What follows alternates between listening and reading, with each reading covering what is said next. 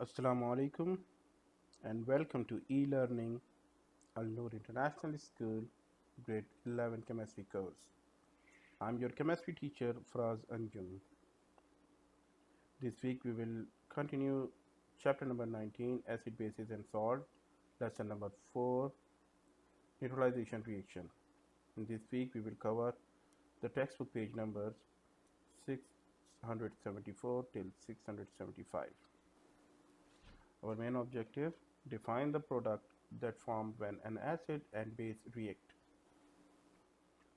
So, after the neutralization, which we explained in the last week, titration. So, what is titration? At what point the titration does neutralization occur? So, you can use the neutralization reaction to determine the concentration of an acid or base. So, the process of adding a measured amount of solution to known concentration to a solution of unknown concentration is called a titration. So, what is titration? Titration is a process by adding measured amount of the solution of known concentration to a solution of unknown concentration is called titration. How it will do? Okay, students, the steps of titration. The steps in an acid base titration are as follows. Number 1. A measured volume of an acid solution of an unknown concentration is added to the flask. So take the conical flask and put this one unknown concentration there of acid solution. Several drops of indicator, normally is phenolphthalein, are added to the solution while the flask is gently swirled. Measure the volume of the base of unknown concentration are mixed into the acid until the indicator just barely change the color, which is normally pink. So you can see here a flask of unknown volume of an acid and an indicator here is placed beneath the burette that is filled with a base of unknown concentration. Then a base is slowly added to the burette to the acid. You can see it gives the color pink, then disappear, then pink, then disappear after the shaking the conical flask. So change in the color of the solution is signal that neutralization has occurred. Okay, when it become permanent, like it's not going to disappear. When it become pink and then you shake, after shaking, it's remain the pink. It not going to be disappear. On that time you can say okay, neutralization finish is occurred. Now the solution is known as concentration is standard solution.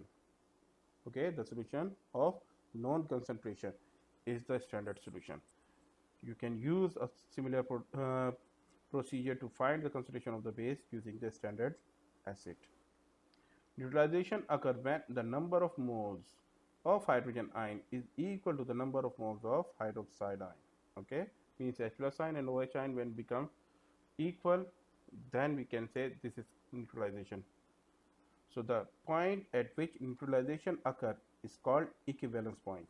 Remember, the point at which neutralization occurs is called equivalence point. The indicator that is chosen for the titration must change the color or near to the pH of the equivalence point.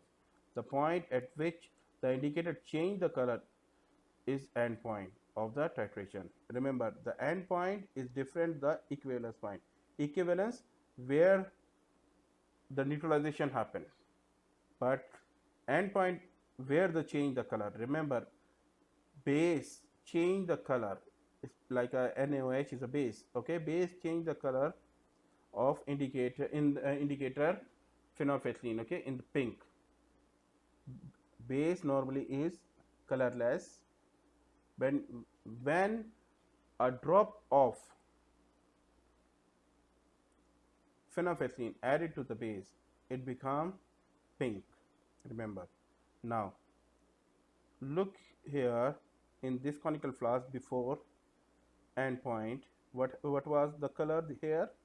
Colorless with the acid and indicator. So in phenolphthalein will not give any color in the acid. But when you start adding the base, neutralization happen, means H positive equal to the OH negative. On that time, no color will appear. Remember, no color appear.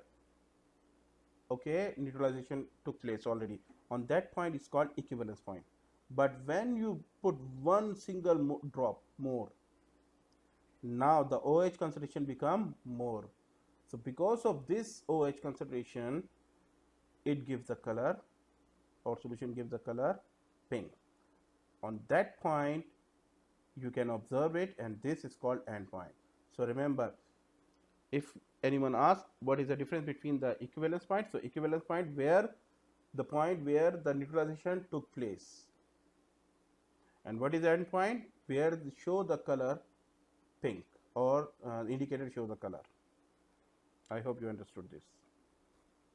Now the graph shown of the pH of the solution changed during the titration of the strong acid HCl with the strong base NaOH. The initial acid solution has a low pH, about 1. As NaOH is added, the pH increases because some of the acid react with the base. So you can see here in the initial, this is the pH, okay, and this is a 0.10 molar NaOH is added, okay. So let's start adding more in the acid. pH gradually increase until here suddenly you can see here this endpoint happened. Okay, endpoint means pH and 7 endpoint.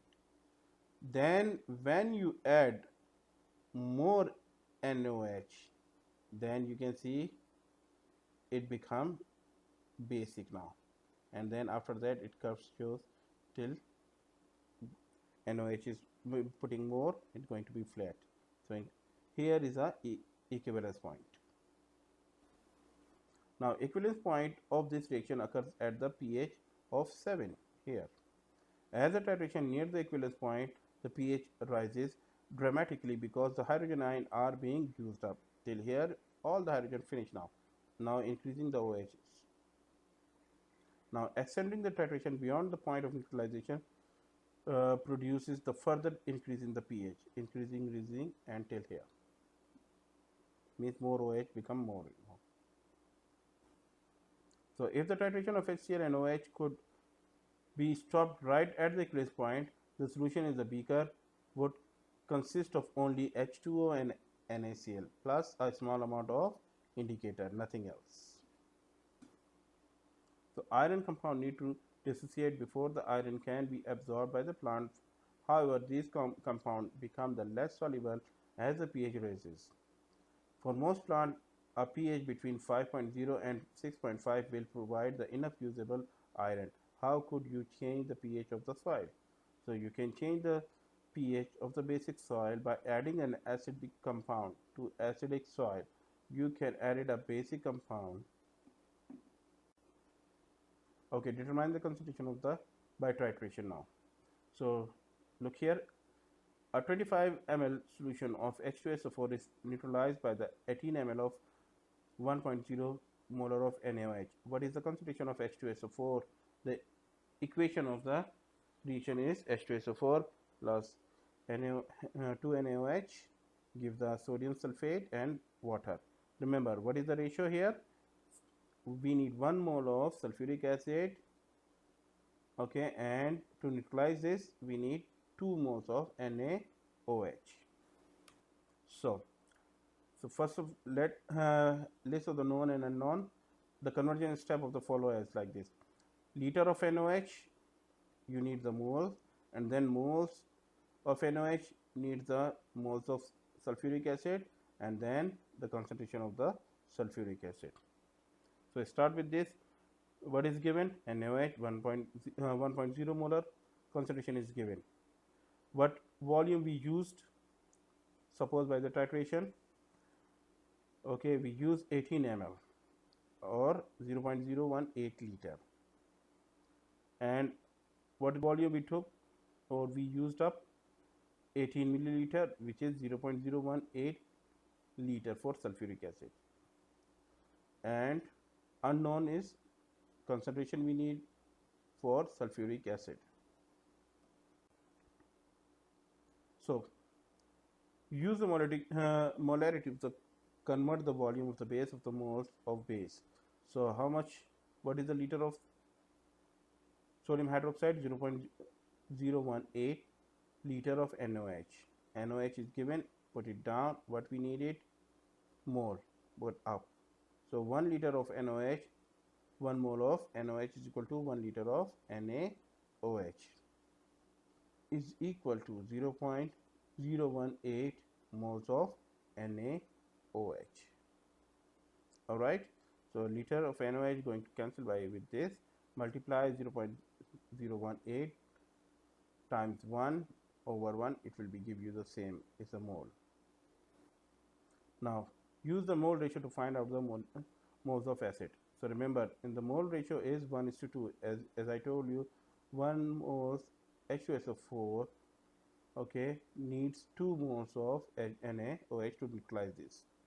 So how many moles we calculated? 0.018 moles of NaOH. Okay, the conversion factor is 1 over 2. Okay, when we calculate it, we can get 0.0090 moles of H2SO4. Third step, by using this mole, okay, we know that we can get the molarity is, or concentration is, mole over volume in liter. So what is, how much the moles? 0.090 moles of H2SO4, which is mole of solute over liter of solution. So how many liter? 25 ml is given, so divided by 1000, it gives you 0.025 liter, and the answer we will get 0.36 molar H2SO4, and this is the concentration of sulfuric acid by using. Now does the result make sense? If the acid had the same molarity as the base, 1.0 molar 50 ml, the base would neutralize the 25 ml of acid.